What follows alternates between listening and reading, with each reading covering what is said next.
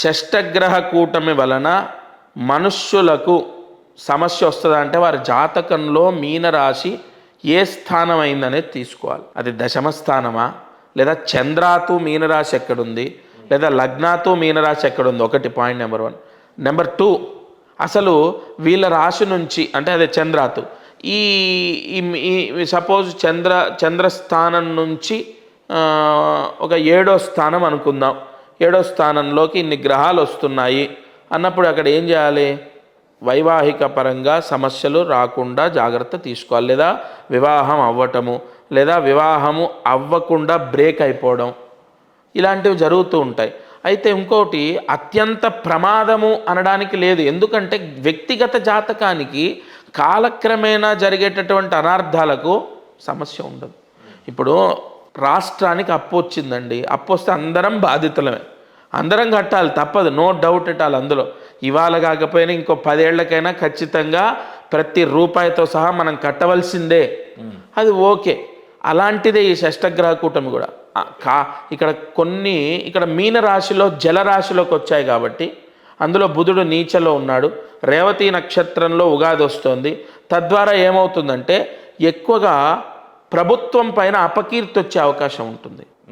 ప్రభుత్వం పైన అపకీర్తి, ఎందుకంటే రాజే ఇక్కడ భంగమయ్యాడు, ప్రభుత్వం పైన అపకీర్తి రావడం. రెండోది, ఇక్కడ ఇంకొక విషయాన్ని మనం మాట్లాడుకున్నట్లయితే జలరాశిలో ఉండడం ద్వారా ప్రకృతి సంబంధితమైన విపత్తులు 25లో ఉంటాయి. అందరు సహజంగా ఇదే చెప్తా ఉన్నారు. ఎందుకలా గురుగారు? ప్రకృతి పరమైన ఎందుకంటే అండి, గతాన్ని ఎప్పుడు కూడా ఏ జ్యోతిష్కుడైనా బ్రహ్మజ్ఞాని ఏం కాదు. నేనైతే కాదండి, మహానుభావులు ఉన్నారు. అయితే ఇక్కడ ఎవరైనా సరే ఏది క్యాలిక్యులేట్ చేసుకుంటారంటే గతంలో జరిగినటువంటి వాటిని గతంలో షష్టగ్రహ కూటం వచ్చినప్పుడు ఏం జరిగింది, గతంలో పంచగ్రహ కూటం వస్తే ఏం జరిగింది, ఇవి కంపల్సరీ క్యాలిక్యులేట్ చేస్తారు. గతంలో వచ్చినప్పుడు గతంలో పంచగ్రహాలు కలిశాయి. పంచగ్రహాలు కలిసినప్పుడు మనకు కరోనా వచ్చింది. ఎగ్జాక్ట్ కలిసిన రోజే తొలి కరోనా కేసు బయటపడింది. ఓకేనా? కరోనా అనేది మనకు చాలా ఎంత డ్యామేజ్ చేసిందో మనకు తెలుసు.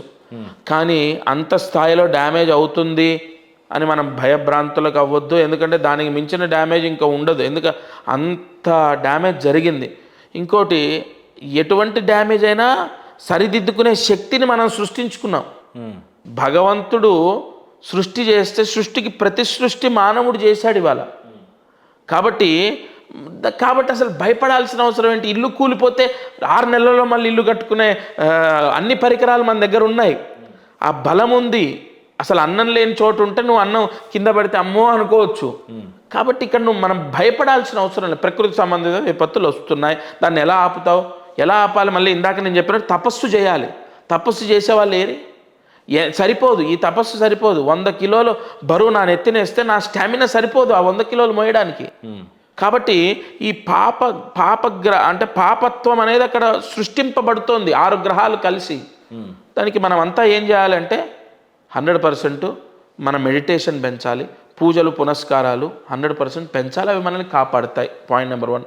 రెండోది, వ్యక్తిగత జాతకానికి దాన్ని ఆమోదించకూడదు. మీనరాశిలోకి వస్తున్నది, మీనరాశి వాళ్ళు సర్వనాశనం అయిపోతారు, మీనరాశి వాడికి మొత్తం ఇక వాడు రోడ్డు మీదకి రావడం ఖాయం, అలా మాట్లాడకూడదు. మీనరాశి వాళ్ళు ఈ షష్టగ్రహ కూటమి నుంచే విపరీతంగా ఇప్పుడు భాగ్యాధిపతి దశ ఉంది. నా ఫ్రెండే, ఎవరో కాదు, నా చిన్ననాటి స్నేహితుడు, భాగ్యాధిపతి దశ ఉంది. అతనిది రేవతి నక్షత్రం, మీనరాశి. ఇంకా బాగా సంపాదించి 100% పెద్ద స్టేజ్లో రాబోయే రోజులు ఉంటాడు. 2039 వరకు అద్భుతంగా ఉంది అతనికి. కాబట్టి అలా భయాన్ని సృష్టిస్తేనే మీరు మమ్మల్ని వ్యతిరేకమైన క్వశ్చన్స్ అడుగుతున్నారు. షష్టగ్రహ కూటమి వల్ల నేను ఇచ్చే ఆన్సర్ ఒకటే, ఎవరికి ఎటువంటి విపత్తు జరగదు. రెండోది, ప్రకృతి సంబంధితమైన విపత్తులు వస్తాయి, వ్యక్తిగతంగా డ్యామేజెస్ రావచ్చు, ఎక్కువగా నీటి సంబంధితమైన విపత్తులు వస్తాయి. ఇంకా అక్కడ సూర్యుడు ఉన్నప్పటికీ ఎక్కువగా బుధుడు, శని, రాహు, చంద్రుడు, శుక్రుడు వీళ్ళందరూ కూడా అగ్ని, కరువు లాంటి, అదే చెప్తున్నాను. ఇక్కడ బుధుడికి ఒక్కడికి అక్కడ డ్యామేజ్ ఎక్కువగా అవుతుంది. రవి ఉన్నప్పటికీ మిత్రరాశే, చంద్రుడికి మిత్రరాశే, శనికి కూడా మధ్యమం, ఇంకా శుక్రుడికి పర్వాలేదు మధ్యమం. కాబట్టి ఇక్కడ ప్రధానంగా నీటి సంబంధితమైన విపత్తులు వస్తాయి తప్ప కరువేం రాదు. నీళ్లు లేక ఇబ్బందులు ఏం పడరు, అగ్ని సంబంధితమైన ప్రమాదాలు ఏం ఎక్కువగా ఉండవు. లాస్ట్ ఇయర్ 23-24 తీసుకుంటే అగ్ని సంబంధితమైన ప్రమాదాలు చాలా జరిగాయి.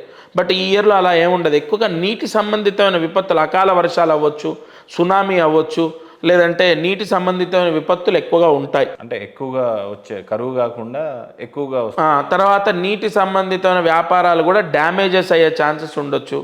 అంటే అన్ని వ్యవసాయ రంగంలో ఈసారి ఎక్కువగా అంటే ఎక్కువ మనం ఎక్కడి వరకు దీని ఫలితం గురువు మారే వరకే. మళ్ళీ గురువు మారితే అన్ని కంట్రోల్ చేస్తాడు. గురువు మిథున రాశిలోకి ఎప్పుడైతే ఎంటర్ అవుతాడో ఆగస్టులో, తర్వాత మళ్ళీ అన్ని కంట్రోల్ అవుతాయి. మీరు చూడండి, before August, after August real estate కూడా అద్భుతంగా బాగుపడుతుంది. అంటే ఫ్యూచర్లో సెప్టెంబర్ నుంచి బాగుంటుంది. మళ్ళీ 2025 సెప్టెంబర్ నుంచి ఖచ్చితంగా బాగుంటుంది. అప్పటి వరకు ఏంటంటే ఎక్కువగా ఈ నీటి సంబంధితంగా చేసేవన్నీ వ్యవసాయం అదే, ఈ రొయ్యల చెరువులని, చేపల చెరువులన్నీ అవే. కాబట్టి ఆ వాటిలో డ్యామేజెస్ ఎక్కువ ఉండొచ్చు, లేదా ఆ వచ్చిన పంట సరిగా వచ్చిన సేల్ అవ్వక ఇబ్బంది ఉండొచ్చు, సడన్గా రేటు పడిపోవచ్చు, అదే పండినప్పుడే అకాల వర్షాలు అప్పుడప్పుడు రావచ్చు, ఎనీ కైండ్ ఆఫ్ డ్యామేజ్. అది ప్రకృతి సంబంధితంగా జరుగుతుంది. మరి ప్రభుత్వాల మీద అత్యధికంగా అవమానాలు అది ఎందుకు అంటున్నాం అంటే ఇక్కడ బుధుడు మైనస్లో ఉన్నాడు. ఏంటండి గురుగారు చెప్తూ ఇందాక మీరు చెప్పినటువంటి విషయాలు అంటే ప్రభుత్వాలకి అవమానకరంగా ఉంటాయి రాజ్యాలకి అని చెప్పారు. అంటే ఏ రకంగా చూసుకోవచ్చు? అంటే స్టేట్ రాజకీయాలు మాట్లాడాలా ఇప్పుడు, లేకపోతే సెంట్రలా, లేదా ఎనీ రాజకీయ పార్టీలకా? ఇక్కడ రాష్ట్రము మనం సృష్టించుకున్నామండి. ప్రపంచంలో ఇప్పుడు సపోజ్ ఉదాహరణకు ప్రపంచం మొత్తంలో రాజులు ఒక 170 మంది ఉన్నారు, లేదా స్టేట్ వైజ్ తీసుకుంటే ఒక 400 మంది, ఒక 1000 మంది ఉన్నారు. అందరికీ ఆమోదిస్తుంది.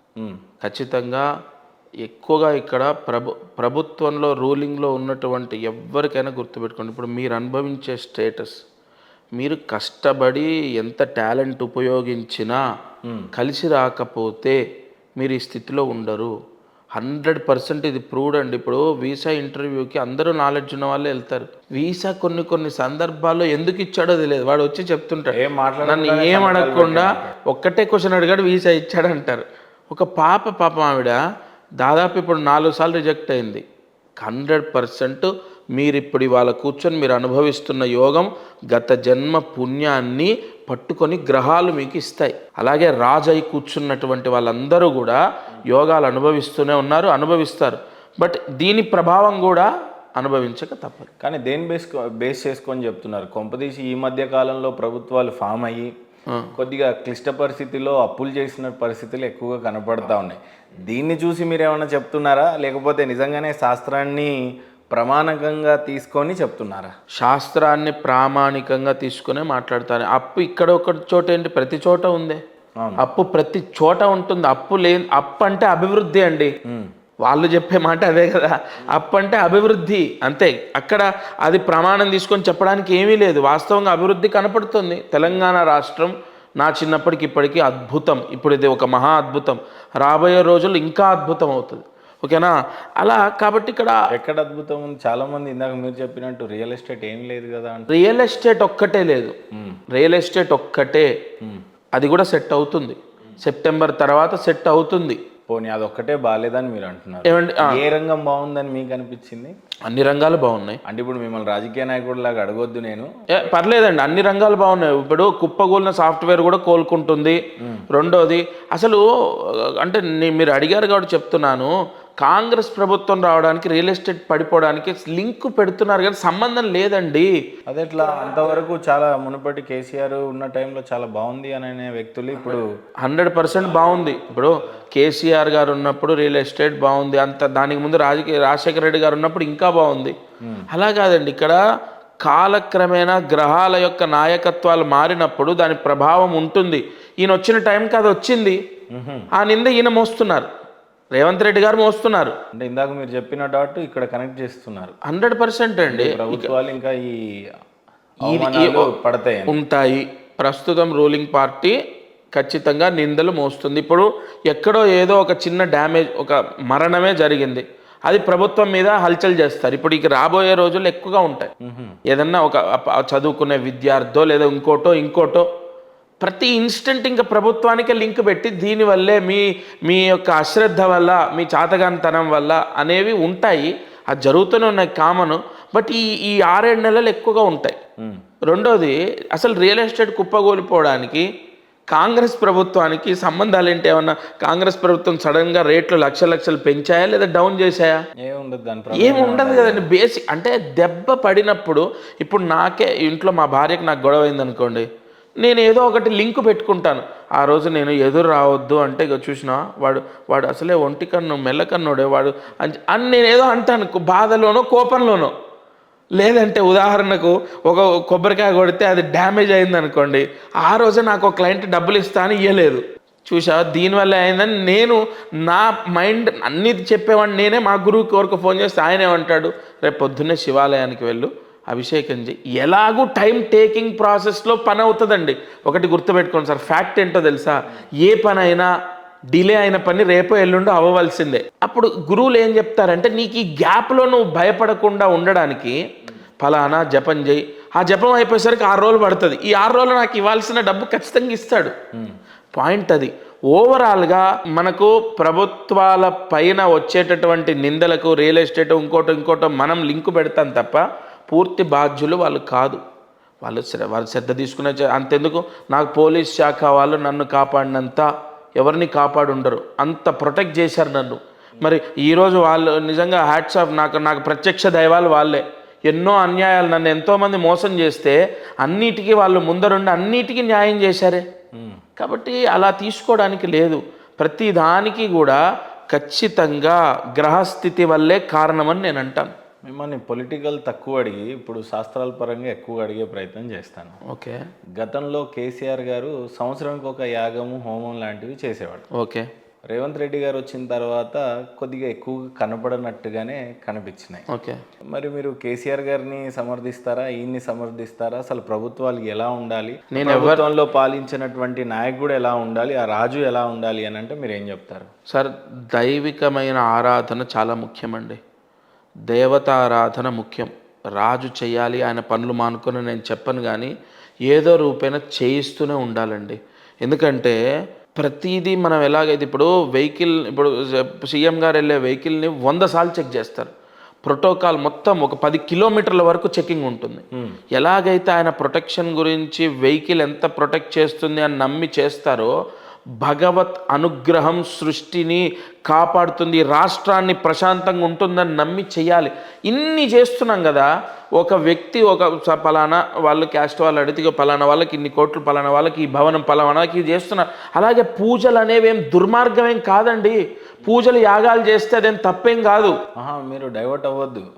ఏమంటున్నానంటే రాష్ట్రం యొక్క ముఖ్యమంత్రి గతంలో ఈ తెలంగాణ రాష్ట్రానికి ఉన్న గత ముఖ్యమంత్రి కేసీఆర్ గారు ఆయనకు మీకు కూడా తెలిసిందే యాదాద్రి లాంటి క్షేత్రాన్ని నిర్మించాడు. ఓకే. అలాంటి ముఖ్యమంత్రి ఎన్నో యాగాలు హోమాలు ఇలా బాగా తరచుగా వినిపించేవి గతంలో. రేవంత్ రెడ్డి గారు కూడా మంచివాళ్ళే, నేను అది ఏదో డైవర్షన్ చేయాలి అని కాదు, బట్ అలాంటి పూజలు హోమాలు ఏమి వినిపించలేదు. మరి నేను అదే చెప్తున్నా, నేను డైవర్ట్ అవ్వట్లేదు. మీకు లాస్ట్ ఆన్సర్ డైరెక్ట్ వాళ్ళ మీదనే ఆన్సర్ చెప్పండి అనేది నా ఉద్దేశం. నేను అదే చెప్తున్నాను. ఖచ్చితంగా వాళ్ళు చెయ్యాలి, రాష్ట్రం కోసం కేసీఆర్ గారు చేసినట్టు చేయాలని నేను చెప్పను, కానీ ఏ రాజైనా సరే భగవత్ ఆరాధన చేయాలి. ఆయన కూర్చోకపోయినా చేయించడము చేయాలి, చేస్తున్నారు. ఆయన కూడా యాదాద్రి వెళ్ళడం, వాళ్ళ మంత్రులందరూ రకరకాల లక్ష్మీనరసింహస్వామి క్షేత్రాలకు వెళ్ళడం చేస్తూనే ఉంటారు. ఇంకా మేం కోరుకునే పండితులు ఎప్పుడైనా ఏం కోరుకుంటారు, ఇంకా చేయండి, అవి చేయండి, ఇవి చేయండి, రాష్ట్రం బాగుంటుంది, రాష్ట్ర ప్రజలు బాగుంటారని చెప్పడం సహజం. ఇప్పుడున్న నేపథ్యంలో, ఇప్పుడున్న పరిస్థితిలో రాష్ట్రం యొక్క దృష్ట్యా ముఖ్యమంత్రి గారు ఎలాంటి హోమం చేస్తే బాగుంటుంది? సిగ్నేచర్ స్టూడియోస్ వేదికగా మీరు చెప్పాలంటే రేవంత్ రెడ్డి గారికి ఏం చెప్తారు? ఫస్ట్ ఆఫ్ ఆల్, రాష్ట్రానికి ఉన్నటువంటి సమస్య ఆర్థిక సమస్య. మెయిన్ అదే అండి, ఆర్థిక సమస్యే. దీనికి మహాలక్ష్మి కుబేర సంపుటి ఉంటుంది.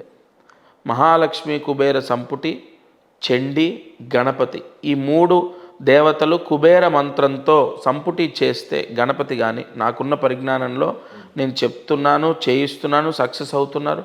గణపతికి కుబేర మంత్రంతో సంపుటి, చండీకి కుబేర మంత్రంతో సంపుటి, లక్ష్మీదేవికి కుబేర మంత్రంతో సంపుటి చేస్తే మాత్రం 100% రాష్ట్రములో ఆదాయం పెరుగుతుంది. ఇప్పుడు అప్పేం తగ్గదు రాత్రి, కానీ ఆదాయం పెరిగితే మనకు అప్పు తగ్గే అవకాశం ఉంటుంది. అది చేస్తే మంచిది. ఇంకా ఇప్పుడున్న రాష్ట్రం పరిస్థితి దృష్ట్యా ఇంకేమైనా చేస్తే బాగుంటుందని చెప్తారా? ఇంకా అంటే పూజలు అయితే ఇవే, పూజలు ఇవి చేసుకోవాలి.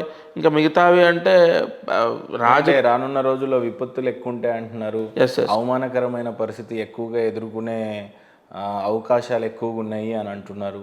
నిజంగానే మీరు అన్నట్టు ఇందాక రాష్ట్రానికి ఎక్కువగా అప్పుల బాధ ఒకటి ఉంది. అవునండి. రియల్ ఎస్టేట్ పరిస్థితులు, పరిశ్రమలు రాని పరిస్థితులు, కొత్తగా ఉద్యోగ నోటిఫికేషన్లు ఇవ్వలేని పరిస్థితులు, ఇరిగేషన్ లేని పరిస్థితులు.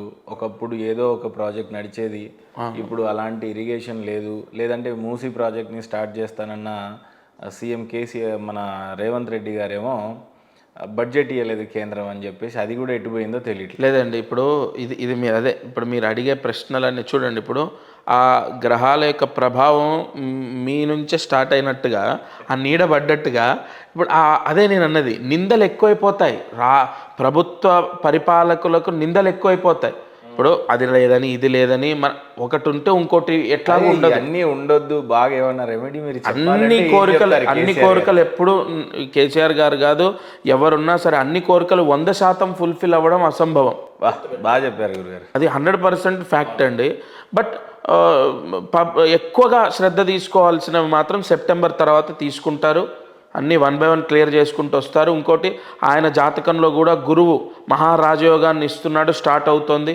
ఇటు కేసీఆర్ గారికి కూడా అర్ధాష్టమ శని పోతుంది, ఇద్దరికి యోగం స్టార్ట్ అవుతుంది. ఎట్లా లే ఇక్కడ వ్యక్తిగతంగా ఇప్పుడు ఇద్దరికి యోగం స్టార్ట్ అయితే ఇద్దరు సీఎం అవుతారు అలా కాదు నా ప్రిడిక్షన్. ఆయనకున్న బ్యాడ్ టైం క్లోజ్ అయిపోయింది. 2.5 years కేసీఆర్ గారికి. ఇప్పుడు 2.5 సంవత్సరాలు 9, మళ్ళీ 2.5 సంవత్సరాలు 10, మళ్ళీ 2.5 సంవత్సరాలు 11, అంటే 7.5 ఏళ్ళు విపరీత రాజయోగంలో ఉంటారు కేసీఆర్ గారు. 7.5 సంవత్సరాలు విపరీత రాజయోగంలో ఉంటారు. అలాగే ఇటు రేవంత్ రెడ్డి గారికి వస్తే 9, 10, 11, 3 అంటే 3 + 1 4, 5, 6, ఈయనకు కూడా 6 సంవత్సరాలు గురువు కాపాడతాడు, ఇటు శని కాపాడతాడు. 2 బలమైన గ్రహాలే ఆస్ట్రాలజీలో. ఇటు గురు పాలితము ఒక వర్గం, ఇటు శని పాలితం ఒక వర్గం. అంటే స్టేట్లో ఒక బలమైన ఫైట్ ఉండొచ్చేమో వల్ల ఉండొచ్చు. అంటే 2026 ఎండింగ్లో స్టార్ట్ అవుతుందండి, అక్టోబర్ తర్వాత. ఎందుకంటే అక్కడ గురువు ఎప్పుడైతే కర్కాటక రాశిలోకి వచ్చి ఉచ్చ స్థానంలోకి వస్తాడో అప్పుడు 100% విపరీతంగా ప్రతిరోజు బ్రేకింగ్ న్యూస్లే ఉంటాయి. అది ఛాన్సెస్ ఉన్నాయి. కేసీఆర్ గారు ఎక్కువగా జాతకాలని నమ్మి ఈ మౌనం పాటించారంటారా? పోనీ మరి 100% బికాజ్ ఆఫ్ మీరు చూడండి 2.5 years ఆయనకి టోటల్ అష్టమ శని. ఆయనది ఆశ్లేష నక్షత్రము, కర్కాటక రాశి, మేష లగ్నము. ఆయన పుట్టినటువంటిది 1954లో. లగ్న స్థానం నుంచి శని తీసుకుంటే పాపస్థానంలో ఉన్నాడు. ఇంకోటి మేష రాశికి బాధకుడు శని, గుర్తుపెట్టుకోండి. అదే శని అష్టమ స్థానంలో, రాశ్యాతు తీసుకుంటే చంద్రాతు అష్టమంలోకి ఉన్నాడు, ఇటు లగ్నాతు తీసుకుంటే బాధక స్థానంలో ఉన్నాడు. అప్పుడే కరెక్ట్గా ఎఫెక్ట్ పడింది, ఆయన అపజయాన్ని పొందారు. ఓకేనా. ఇదే మళ్ళీ రేవంత్ రెడ్డి గారికి ఆ టైంలో యోగం ఫామ్ అయింది. మీరు గమనిస్తే సడన్గా ఆయన ఎంత ప్రజాసేవ చేయాలని ఎంత మొత్తుకున్నా కూడా పట్టించుకున్నటువంటి ప్రజలు 3 monthsలో ఆయనకు యోగం అనేది స్టార్ట్ అయిన 3 monthsలో ఒక స్థితికి వెళ్ళిపోయాడు. ఇంకా తర్వాత వితిన్ 8 months అంతే సీఎం అయి కూర్చున్నారు. కాబట్టి ఖచ్చితంగా ఇద్దరి జాతకాల్లో యోగం ఉంది. ఈ సంవత్సరం అయితే ఏమి మార్పులే ఉండవు. ఇంకోటి చాలామంది ప్రభుత్వం కూలిపోతుంది, ప్రభుత్వాల్లో ఏమో జరిగిపోతాయి. ఏమీ జరగదు, ప్రభుత్వం ఏం కూలిపోదు. ఈ సంవత్సరం మాత్రం ఈ 100% వాట్ అబౌట్ 26 అనేది తర్వాత 2025 విశ్వవసునామ సంవత్సరంలో సీఎం ఏం మారరు. రానున్న రోజుల్లో కేసీఆర్ గారి ఆరోగ్యం కానీ మళ్ళీ ఆయన్నే ఈ రాష్ట్రానికి తిరిగి ఏలినాటి శని వచ్చేంత వరకు ఆయనకు ఆరోగ్య సమస్యలు ఉండవండి. ఏలినాటి శని ఎప్పుడు వస్తుంది? 7.5 సంవత్సరాల తర్వాత. అసలు ఇంకా చాలా టైం ఉంది. అప్పటి వరకు అయితే రాజకీయ పరంగా ఆరోగ్యపరంగా బాగానే ఉంటారు, ఏమి ఇబ్బంది లేదు.